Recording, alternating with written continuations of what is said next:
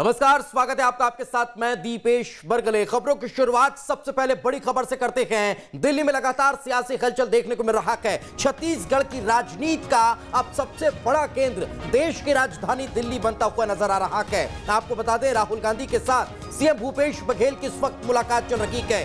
करीब 1 घंटे से ज्यादा का वक्त हो चुका है। करीब 1 घंटे से यह मुलाकात दोनों के बीच चल रही है। यह बैठक दोनों के बीच चल रही है। एक सप्ताह में मुख्यमंत्री भूपेश बघेल और राहुल गांधी के बीच यह दूसरी मुलाकात है। यह दूसरी दौर की बातचीत है।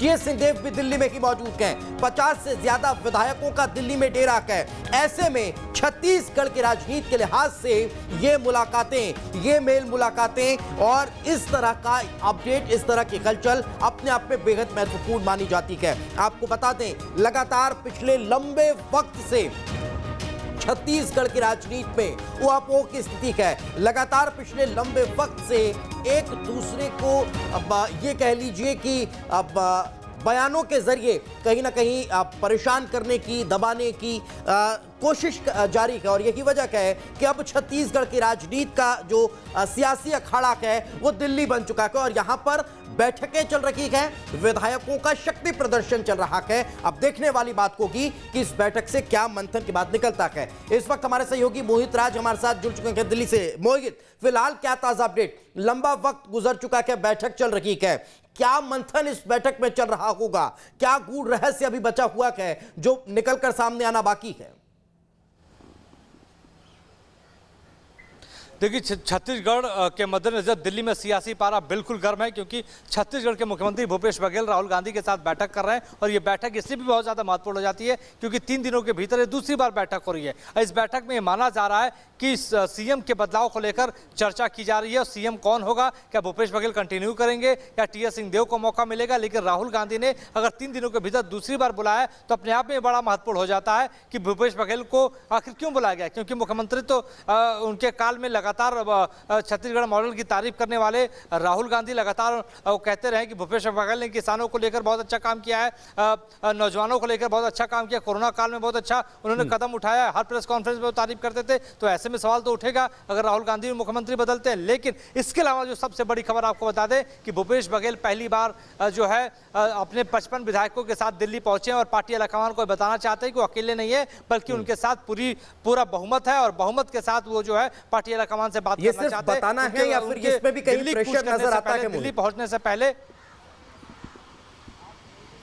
जी बिल्कुल, इसमें कोई दो राय है ही नहीं है। इसमें कोई दो राय नहीं है कि भूपेश बघेल ये बताना चाहते हैं कि जो जनता का समर्थन है, जो विधायक का समर्थन उनके पास है, लिहाजा पार्टी आलाकमान को अगर हटाना भी है तो पहले सोचना होगा कि पार्टी का समर्थन यानी छत्तीसगढ़ कांग्रेस में विधायकों का समर्थन किस नेता के पक्ष में है। तो ऐसे में जो हमको खबर मिली है उसके मुताबिक पार्टी आलाकमान जो है वो विधायकों की गिनती कर सकती है, उसमें देख सकती है कि किसके पास ज्यादा विधायक है। यानी विधायक दल की फिर से एक बैठक बुलाई जा सकती है। उसमें पार्टी लाइन देखिए, अमूमन विधायक दल की बैठक जो बुलाई जाती है औपचारिक रूप से उसमें एक पार्टी लाइन दी जाती है पहले कि आपको किसको समर्थन करना है, किसके समर्थन में बात नहीं करनी है। लेकिन यहाँ पे भूपेश बघेल ने जो है 55 से ज्यादा विधायक को लेकर यहाँ पे उतरे हैं, पहुंचे हैं, तो निश्चित तौर पे वो पार्टी आलाकमान को बताना चाहते हैं कि अगर आपने मुझे हटाया तो आपको जो है भुगतान भुगतना पड़ सकता है। मोहित, आप जिस बात का जिक्र कर रहे हैं उसमें फिर एक और सवाल ये खड़ा होता है कि अगर सामूहिक तौर पर विधायकों से पूछा जाएगा तो कोई भी खुलकर अपनी बात नहीं कह पाएगा। क्या फिर 1-to-1 चर्चा होगी? विधायकों से 1-to-1 फीडबैक लिया जाएगा कि आप किसके साथ हैं, किसके समर्थन में हैं और किसका अपोज कर रहे हैं?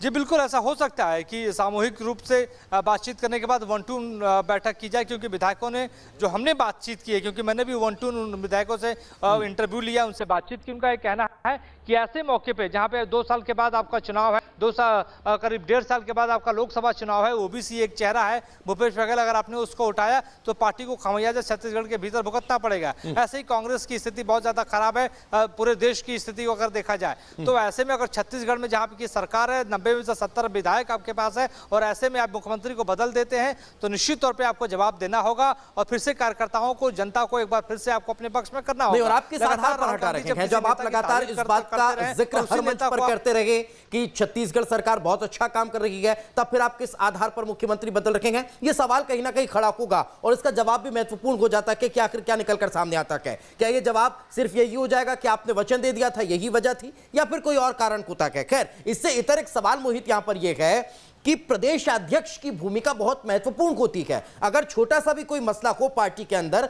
तो सबसे पहली रिस्पॉन्सिबिलिटी प्रदेश अध्यक्ष की होती है कि वो अपने पार्टी के इस विवाद को सुलझा ले। लेकिन विकास के नाम पर विवाद तक की स्थिति जो निर्मित हुई, उसमें फिलहाल के तौर पर क्या भूमिका नजर आती है प्रदेश अध्यक्ष की?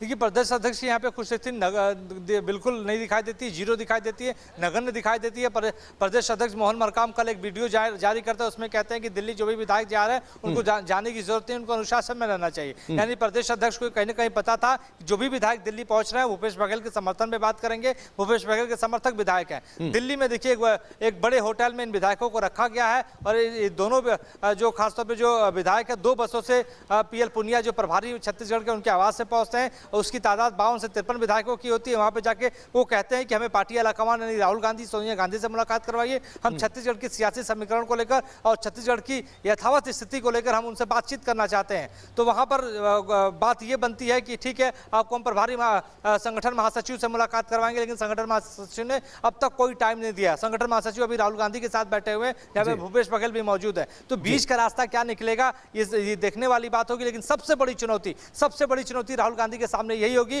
क्योंकि मामला बहुत ज्यादा बढ़ चुका है। राहुल गांधी चाहते तो इस मामले को पहले ही शांत कर सकते थे, लेकिन राहुल गांधी ने इस मामले को शांत नहीं किया। राहुल गांधी ने इस मामले को बढ़ने दिया। एक साथ 2 नाव नजर आ रही है मोहित। अब वो दोनों नाव में से अगर एक से भी बैलेंस डगमगाता है तो स्थिति बेहद गंभीर हो सकती है। इससे इतर एक और सवाल मैं आपसे ये करना चाहूंगा और इसके बारे में शायद आप संभवतः बहुत अच्छे से जानकारी दे सकते हैं।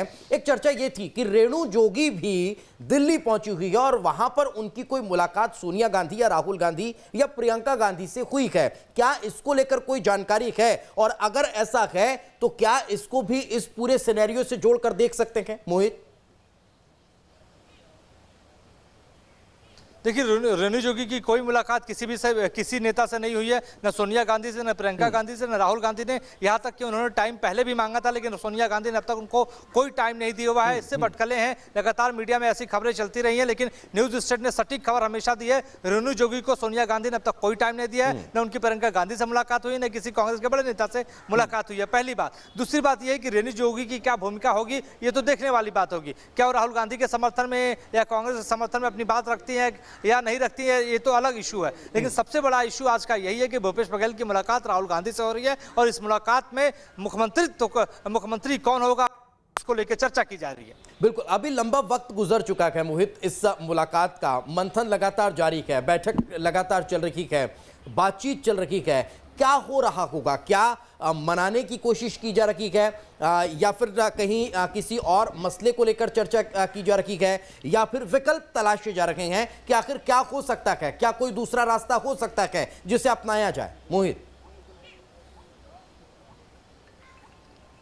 देखिए, आपने 2 बातें पूछी हैं और दोनों ही बहुत महत्वपूर्ण है। पहली बात तो यह है कि मनाया जा रहा होगा या पार्टी के भीतर क्या होगा, लेकिन हमारे जो सूत्र बता रहे हैं, क्योंकि पिछली जो मुलाकात हुई, उस मुलाकात में डेवलपमेंट की बात हुई थी। 3 घंटे की इस मुलाकात में राहुल गांधी ने 1.5 घंटे का टाइम भूपेश बघेल को दिया था। 1-to-1 मुलाकात हुई थी। न्यूज स्टेट ने सबसे पहले खबर दिखाई थी और ये बताया था कि 1-to-1 भूपेश बघेल से उनकी मुलाकात हो रही है। उस 1-to-1 की मुलाकात में भूपेश बघेल ने अपने 2.5 साल के डेवलपमेंट के एजेंडे पर बातचीत की थी। उन्होंने कहा था कि हमने अब तक क्या क्या किया है, छत्तीसगढ़ में क्या क्या विकास किया है, चाहे किसानों की बात हो, नौजवानों की बात हो, महिलाओं की बात हो, जो हमने उत्थान किया, जो विकास, वो पूरी रिपोर्ट लेके वहां पे पहुंचे। तो सारी रिपोर्ट दर रिपोर्ट और डेटा टू डेटा उन्होंने राहुल गांधी को बताया है। तो ऐसे में सारी बातों को सुनने के बाद राहुल गांधी ने ये कहा था, जो हमको खबर मिल रही है, कि ठीक है भूपेश बघेल जी है, भूपेश बघेल जी इस पूरे मामले को जो है, राहुल गांधी ने कहा था, आपको बता दूं कि भूपेश बघेल और छत्तीसगढ़ के TS सिंहदेव के इस पूरे मामले को KC वेणुगोपाल टैकल करेंगे, आप देख लीजिए, लेकिन अभी आप कंटिन्यू करेंगे। तो ये बहुत बड़ी बात हो जाती है कि जब राहुल गांधी ये कह देते हैं कि अभी आप कंटिन्यू करेंगे, तो ऐसा 2 दिन के भीतर क्या हो जाता है कि फिर से भूपेश बघेल को अच्छा मोहित, क्या ये वही दौर था, ये वही दौर था जब रायपुर पहुंचने के बाद मुख्यमंत्री ये कहते नजर आए थे कि मुझे तो आलाकमान ने बनाया क्यों और जब तक कहेंगे मैं कुर्सी पर रहूंगा, ये वही दौर था? जी बिल्कुल, भूपेश बघेल ने सीधे तौर पे हमेशा ये बात कही कि मुझे आला कमान ने मुख्यमंत्री बनाया, आला कमान जब कहेगा तो मैं इस्तीफा दे दूंगा। लेकिन आला कमान, और एक बात और उन्होंने कही थी कि जो 2.5 साल के फॉर्मूले को लेकर घूम रहे हैं, वो छत्तीसगढ़ के भीतर राजनीतिक अस्थिरता पैदा करना चाहते हैं और छत्तीसगढ़ की कांग्रेस को नुकसान पहुंचाना चाहते हैं, ये भी बात उन्होंने कही थी। लेकिन उसके बाद जो है एक बड़ी बैठक दिल्ली के भीतर केसी वेणुगोपाल की होती है नेताओं के साथ और ये निर्णय लिया जाता है, और राहुल गांधी के साथ ये बैठक होती है। उसके बाद ये निर्णय लिया जाता है कि उनको फिर से एक बार दिल्ली बुलाया जाए और उसके राहुल गांधी से उनकी मुलाकात करवाई जाए। लेकिन इस मुलाकात में अब लगातार हम कह रहे हैं कि इस मुलाकात में अब निकलेगा क्या, क्योंकि 3 घंटे की पिछली बैठक में निकला कुछ भी नहीं। उसमें यही निकला कि आप जाइए, आप छत्तीसगढ़ के भीतर काम कीजिए। तो अचानक आपको दिल्ली बुलाया जाता है, फिर से वही बैठक शुरू हो जाती है। लेकिन इस बार भूपेश बघेल अकेले नहीं आए हैं, बल्कि 55 से ज्यादा विधायकों को लेकर आए हैं और पार्टी आलाकमान को विधायकों की बातों को भी सुनना होगा, क्योंकि ये भी पार्टी के कार्यकर्ता है। हमने एक विधायक से बातचीत की, उनका कहना था कि पार्टी आलाकमान को स्पष्ट कर देना चाहिए, साफ कर देना चाहिए, क्योंकि लगातार जिस तरीके से ये मामला खिंचता जा रहा है उससे कार्यकर्ता डिमोरलाइज हो रहा है, पार्टी को नुकसान पहुंच रहा है। बड़ी मुश्किल से 15 सालों के भीतर 15 सालों के बाद जो है उसकी सरकार आई है और अब 2.5 साल भी सरकार नहीं चला, इतनी गफलत की स्थिति वहां पे पैदा हो गई है। तो कांग्रेस आलाकमान के सामने सबसे बड़ी चुनौती, और हम ये कह सकते हैं कि एक सबसे बड़ी नाकामी है कि अब 2.5 साल के बाद आपने ऐसी स्थिति उत्पन्न कर दी है जहां पे 90 में से 70 विधायक आपके पास है और वहां भी आपने ऐसी स्थिति उत्पन्न कर दी जहां पे कार्यकर्ताओं को फिर मोहित ये पेच फंस कर रहा है। अगर लगातार विधायक, जनप्रतिनिधि, पार्टी के वरिष्ठ नेता अगर इसको लेकर बार बार सवाल कर रखे गए तो फिर कहां दिक्कत आ रही है आलाकमान को इसको स्पष्ट करने में? क्या वाकई में कोई ऐसी दिक्कत है, कोई ऐसी मजबूरी है जिसकी वजह से ये मामला खिंचता जा रहा है?